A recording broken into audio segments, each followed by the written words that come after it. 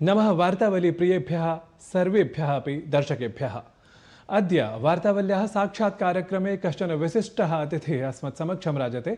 स च अस्ति डॉक्टर आलोक त्रिपाठीवर्यः, यः भारतीय पुरातात्विक सर्वेक्षणस्य अपरमहानिदेशकः अपि अस्ति। महोदय, सर्वादौ नमामि अत्र भवन्तं। मम प्रथमः प्रश्नः अस्ति यत् अचिरादेव ज्ञानभारतम् इत्येतस्य अभियानस्य आरम्भः जातः, तदाधृत्य अन्ताराष्ट्रियं सम्मेलनं 3 दिवसीयम् अनुष्ठितं। वस्तुतः पाण्डुलिपीनां संरक्षणाय एतत् नाम सर्वमपि प्रकल्पमात्रमस्ति। अहं ज्ञातुकामः यत् पाण्डुलिपिगतं यत् लिपिशब्दमाहात्म्यमस्ति तद्विषये भवान् कृपया विवृणोतु।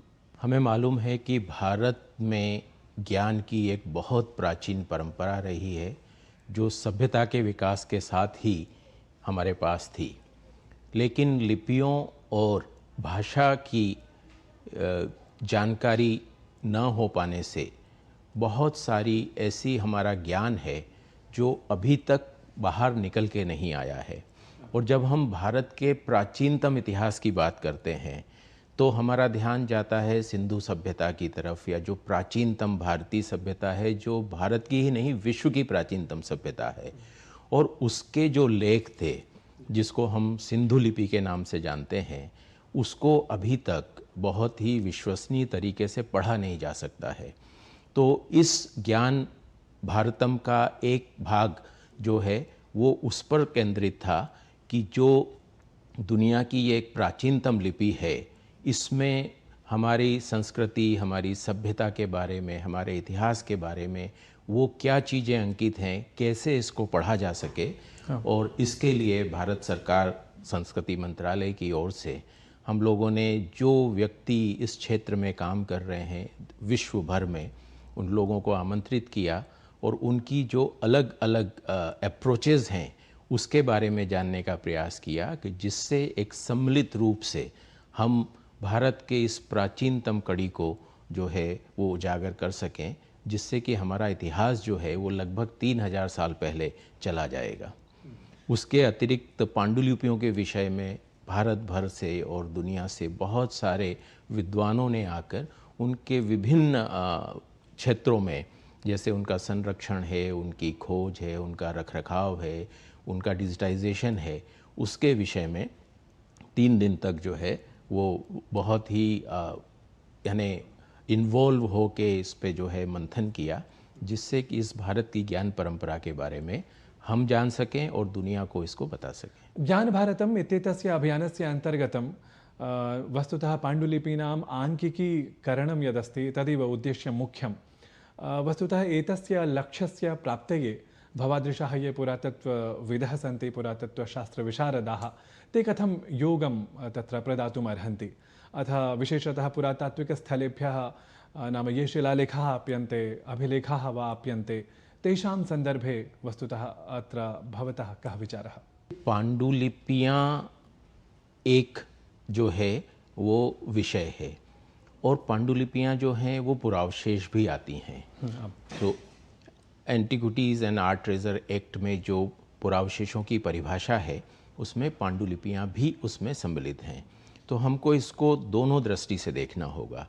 एक है उनकी भाषा, उनकी लिपि, उनका ज्ञान, वो एक विषय है। दूसरा है पुरावशेष के रूप में इनका संरक्षण, उनका रखरखाव, और उनको देश से बाहर न जाएं, इस बारे में हमको अपने भारतीय नियमों के अनुसार उसकी देखभाल करना।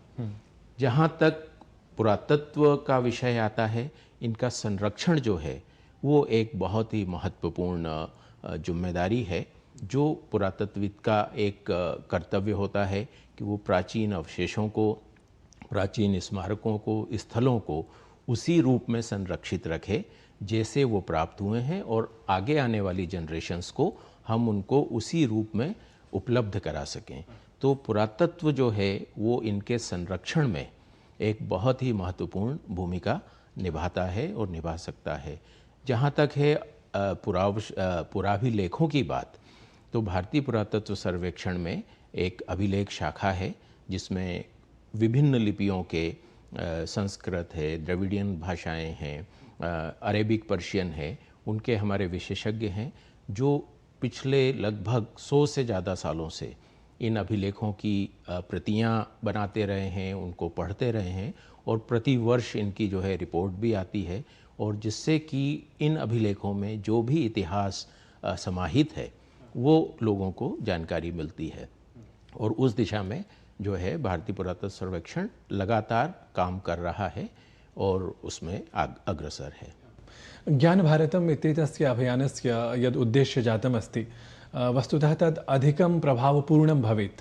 तदर्थं भारतीयपुरातात्विक सर्वेक्षणस्य अथवा एवं विधाः याः संस्थाः सन्ति तासां किं तत्र विशिष्टं तत्र योगदानं भवितुमर्हति? देखिए, पांडुलिपियों में हमारा ज्ञान लिखित रूप में समाहित है। पुरातत्वविद जब उत्खनन करता है तो वो उन घटनाओं का या उन चीज़ों का जो है वो मटेरियल एविडेंस ढूंढता है। कई बार ऐसा होता है, कुछ ऐसे अवशेष मिलते हैं, अगर हमें उस समय के इतिहास या विज्ञान या परंपराओं की जानकारी नहीं है तो उनका इंटरप्रिटेशन करने में एक दिक्कत आती है। तो जब हमें इन पांडुलिपियों से प्राचीन जो है गतिविधियों के बारे में जानकारी मिलेगी और उनके अवशेष पुरातात्विक उत्खननों से मिलेंगे, इन दोनों को जब मिला के जो है देखा जाएगा तो उससे हम जो लिखा हुआ है उसको भी सिद्ध करेंगे और जो मिल रहा है उसको और अच्छे से समझ पाएंगे।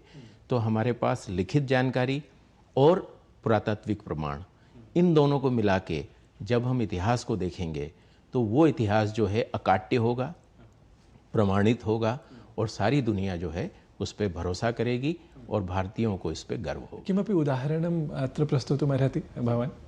मैं अंडर वाटर आर्कियोलॉजिस्ट हूँ। एक उदाहरण दूँ कि युक्तिकल्पतरु एक ग्रंथ है जिसमें विभिन्न प्रकार की नौकाओं और जहाज़ों को बनाने का वर्णन है। उसमें किस प्रकार की लकड़ी होती थी, किस प्रकार का उनका आकार प्रकार होता था। और हम जानते हैं कि भारत का एक विशाल जल क्षेत्र है जिसमें हजारों साल से जो है बहुत सारे जो पोतभंग हैं। जब हम उनका अध्ययन करें, वहाँ से जो हमको प्रमाण मिलेंगे उसको हम इन लिखित प्रमाणों से जो है वो कंपेयर कर सकते हैं।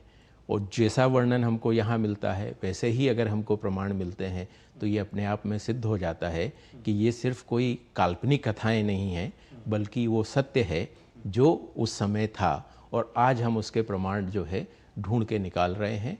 और ये दुनिया के सामने स्पष्ट हो जाएगा कि भारत का ज्ञान, भारत की तकनीकी, हमारी जानकारी, हमारी व्यवस्थाएं कितनी सुदृढ़ और गौरवशाली थीं। वस्तुतः ज्ञानभारतम् इत्यस्य अभियानस्य एतदेव उद्देश्यं।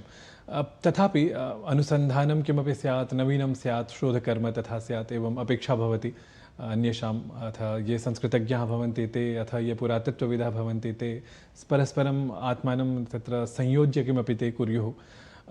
तथा भावयितुं ज्ञानभारतस्य कथं विधं साफल्यं भवान् पश्यति?